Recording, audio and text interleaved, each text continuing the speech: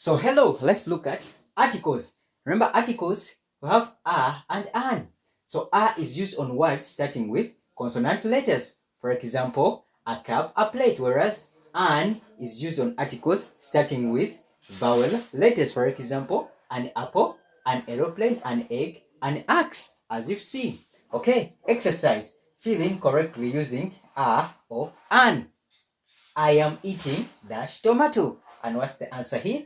I am eating a tomato. Super. Dash eggplant tastes delicious. An eggplant tastes delicious. Super. We travel using dash helicopter. And what's the answer here? We travel using a helicopter. I dreamt about dash angel. And what's the answer? Super. I dreamt about an angel.